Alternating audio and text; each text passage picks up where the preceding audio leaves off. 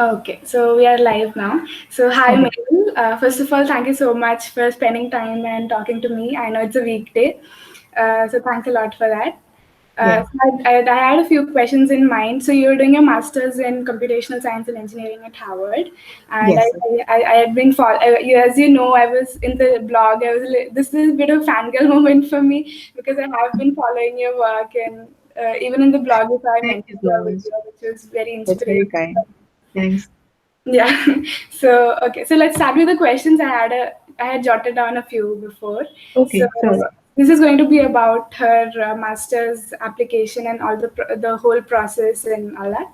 So Okay. first question was, how did you select universities? How did you shortlist them, and how did you know this was the one for you? So there were a couple of things that I had in mind when I was looking for universities. One of them was that I like after my undergrad got over, I felt this need to get reconnected with sort of the more math and science part of things because I felt that in my undergrad I was more working towards very much computer science and its applications. So I Mm. kind of wanted to get in touch with more of theoretical aspects and wanted to work a little bit on research as well. So one of the main criteria for me was that I was looking for programs which offered that opportunity to do a thesis or to do Correct. some kind of research as part of the requirement. Okay. So I found this program as part of that. And the other thing was that I was looking at machine learning and artificial intelligence concentrations. So this program, I found that it was flexible in terms of the courses that I could take, but also in terms of the research that I could do. Okay. So that was one thing. The other thing was that I kind of like places which have like a little bit of culture, and because I feel like I can ideate better and I can function better if I live in places like that. Okay. So then I think Boston was like something that was on the top of my list. The other thing I was also looking at universities in the UK, but I felt that this would be a better option. So in terms of the diversity in the peers and things like that. So So you these like were the program and the culture of the place. Yes, the culture of the place was very important to me because I feel like I thrive better in places which have like a very strong sense of culture. And the other thing was that I also was very keen on going to places which have like very high level of international diversity. Mm. Because I mean, this was the first time that I moved out of the country as well. So I was very keen that the support system for international students would be very strong. And I didn't want to be in a place where just one kind of community would be focused on, but like I wanted like a very concentrated international experience. So that's why I was looking at more of the Ivy League universities when I was applying for my masters and things like that. Okay, okay. So that's a new thing that I came to know through you, the culture of the city. I Okay. never heard of that. So that's a good thing. Right. So Yeah. next we're going to talk about the SOP. So while Okay. doing your SOP, were there any things that you learned during the process, any strategies you took upon? Yes, so I think writing the SOP is a very iterative process. So, I mean, it took me almost a month to get my SOP in shape. Hmm. And I think I wrote about 6 or 7 iterations of it before I was finally happy with the one that I had. And I think I just really started with, so when I first started writing it, I was focused on like trying to get as many things that I want to uh, sort of like to depict why I wanted to pursue my masters, but also like how my experiences had shaped that interest in the first place. So the first iteration was really just like about putting everything out there on paper. And then, like I asked a few friends of mine to read it, one for grammatical reasons, and the other one was like just to suggest if everything was making sense, coherent, and stuff like that. And then I kind of tried contacting people who were already doing their masters to give it like a proofread and things like that. So I think in total it was about 6 or 7 iterations before I was finally happy with like the 1,000 words that I thought was completely depicting why I was applying for the masters in the first place. So the biggest takeaway was that don't expect to write it in one go. It's going to take some time. So start writing early enough that it you have enough time to do that many iterations that makes you happy. So I think that was my biggest takeaway from writing Okay, this. so in those iterations, like what were the lessons I think it's more very specific to every person, I guess. There. Right, right. So I think the SOP is also, I think a lot of people refer to other people's SOP, but I think that's not very helpful because I think your SOP should be very much about yourself. And it's not so the biggest difference between an SOP and your resume is that your SOP is not just a summary of the things that you have achieved. Your Yeah. SOP is a very personal essay that kind of describes where you're coming from, where you're planning to go, and how the program fits into that entire structure. Yeah. So I think it's very important to reflect on why you are doing this in the first place. And there are like very, especially like this is very important if you are trying to do any kind of research based masters. Your SOP for a professional masters might not be that relevant. I think in professional masters the coursework that you have and the projects that you have kind of are more relevant, but especially if you're trying to get into research programs, and this is especially important for people who are applying for PhDs, it's very important to invest a lot of time in your SOP, because a lot of times your SOP can make or break your application. Because you have to understand that a lot of students who apply have like the perfect test scores and like have really good GPA. So professors who have never seen you are really just trying to figure out what you are all about based on that one document. So you have Yeah. to make sure that your document is very reflective of what your personality is like and what your interests are like. Okay. So, yeah, I think in every iteration, I was trying to make it very personal, but at the same time, not making it sound less like a resume that Yeah. this is a list of things that I've done, but making it sound more like I did this because this is where I came from, and this is how it contributes to what I want to be doing in the future. Yeah. So I Yeah. think, yeah, That's great. Okay. So adding to the SOP, making or breaking the application, when it comes to the scores, GRE and TOEFL, it's often said that it's the whole application that counts as a whole. That's what it counts. It's not just the scores. But right. then, when is low too low? I would say that. So I think there are a couple of things that are important. One is that a good score doesn't necessarily mean that you will get admission in a good university, but it might just happen that, you know, if there is a good university and they're assessing your application against someone else and everything is great about your application and the other person's application, and in that case maybe like your scores are less, so Hmm. then that the other person's application might just be like get a more of a leverage. So I think it's important to get good scores, but it doesn't necessarily, it's just like one of the features that strengthen your application. So Yeah. I would say when is too low, I've seen people who've gotten admission in really good places like Georgia Tech with about a 315 on their GREs and such. But I've also seen people with like a 330 who have not gotten admission in Georgia Tech as well. So like it's kind of I 350? Is it 330, 350? yeah. Oh, okay. 330. Yeah. So I would say that work on your GRE, but maybe I would say that if you have somewhere more than 315, I think it's okay to stop and then like focus on other aspects.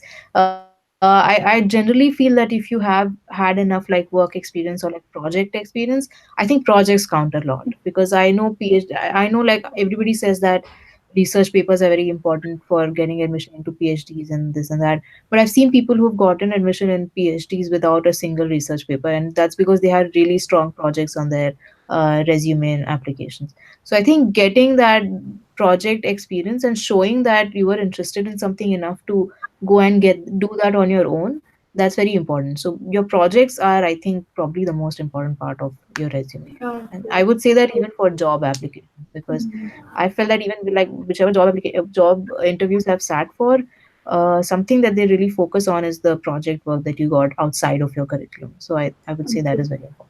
Do you remember when you wrote your GRE TOEFL? Was it in October, November, September? So I had written it all around May. So I wrote it. Yeah. So I had all those scores by the time I think by June I had all of that ready. So yeah, I Okay. had given it. How was your experience you got with scores? I don't want to ask the scores, it might be rude. No, that's okay. I mean, I had 115 in TOEFL and I had a 330 in GRE. So Okay, those are yeah. good comparative scores. It's nice. Yeah. Okay, then LORs. So, Mhm. whom did you contact for the LORs? What was your strategy? Did you get them to write? So yeah, I was trying to get them to write, and the other thing was that I only contacted professors that I had closely worked with. So I took two LORs from professors in my college in Manipal, and one of them was from somebody I had done an internship with. So that was an industry LOR. So it was all like people that had mentored me very personally, because I didn't want to go to. I mean, again, there's a myth that in circulation, that if you get somebody, if you get like your HOD to write you an LOR and all that, it kind of has more importance. But I don't agree with that. I think if you get anyone to write an LOR for you who has really known you personally, it kind of is very much more personal and very much more reflective of what your work ethic is like. So I think you should get an LOR from somebody whom you have closely worked with, than running after somebody that you think might increase your standards and things like that. There's Okay. nothing like that. So yeah, Okay. that's yeah. Coming back to GRE and TOEFL, I had one question that came late. How much prep went in? Like, how many months did you spend on it? Honestly, I didn't spend too much time on scores, on tests.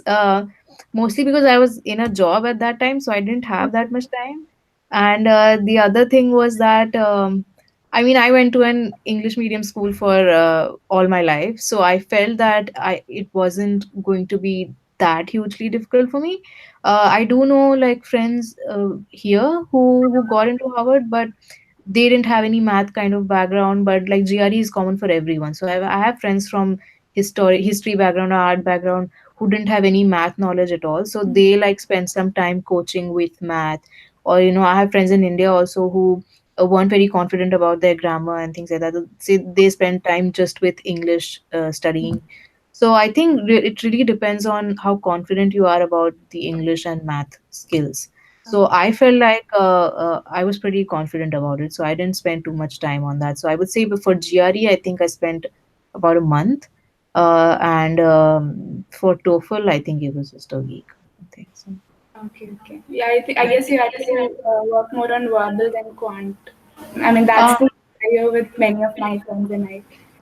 yeah, I mean, even with verbal, I thought I needed more help with like words and stuff. So maybe like word learning and all that, I spent more time on that. So with quant, I didn't really spend too much time. So Do yeah. you remember by any off chance how much you scored in the first mock you took? Not the first mock, in the mocks you took before starting the prep customized free. Um, I think the only mocks that I had taken were like the free ones. That so I had this one GRE book which was a couple of years old, and like what my sister had used that a couple of years earlier. So the only mock I took was that the free one that came with the Okay, CD. So I okay. think I scored somewhere around 325 in that, if I remember Wow, correctly. okay. So Great. yeah, I mean, the other thing that I want to point out is that a lot of people think that taking up online courses and all that is important. So I think there is a lot of there are plenty of free resources that are available that people don't Yeah, really use. And I think you should use those free resources first, because I found them very helpful when I was preparing. I didn't want to pay extra for it, because again, these exams are it's themselves very expensive. And like paying extra for like coaching and all that and not having time is again a very hectic thing to do. So I feel like we use the free resources that are available. Like Magoosh has a lot of free resources. Even ETS provides like free tests. Two or yeah, three tests are free and all that. So I mean, use those first, and then if you feel that you need more help, then go for external help. But try using those first, so that you don't end up wasting money on something that you will not use. yeah. Okay. That's great advice. So these are the questions I wanted to ask. Would you like to share any other general things that I might have missed on, or you have learned during your application that you would During want? the application process, I think the thing is that there's a lot of myths floating around about I think in general, I feel that graduate studies should be motivated by your future interests, and should generally be like a step in the direction that you want to pursue in. Yeah. It probably makes sense that a lot of people ask me that I'm not really sure, or if I want to do an MBA or an MS. So I feel like if you're not sure, then take maybe like another year, spend it in your current job, or like get some more experience and figure it out. Because like going abroad is like a big decision, not just personally but also financially. So Yeah. I think if you're not sure, there's no rush. People in my classes are of all, in my program specifically, I'm one of the youngest people. There are people who are married, who have kids, and so it's like graduate studies is really a very optional thing to do, and that should really be motivated by purely your interests and not, and I think nothing else. And like especially like for most of us who are middle class people, I mean, because it's a financial decision, so I think you should spend some time thinking about what you want to be doing before you actually, rush into it. So I think that's one advice that I really want to give out, that there's like no fixed formula of pursuing graduate education. I mean, it's not your undergrad. So if you're not sure, then spend some more time exploring more things and become sure before you really want to apply. Yeah. Okay, so thanks a lot for sharing that. And I guess we're out of time as well. So Okay. I will go ahead and end the broadcast. Thank you so much for for spending your time and being so approachable and humble at the same time. Thank So you. And thanks for accommodating. And sorry about yesterday. no, it's perfectly fine. It's totally understandable. Yeah. Okay.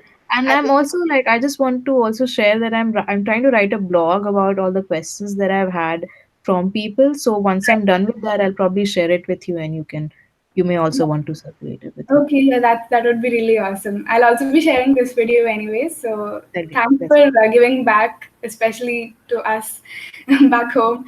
So again, so thank you. So I'll go ahead and end Yeah, the it was helpful. podcast. Yeah. Thank you. Thanks for talking to me.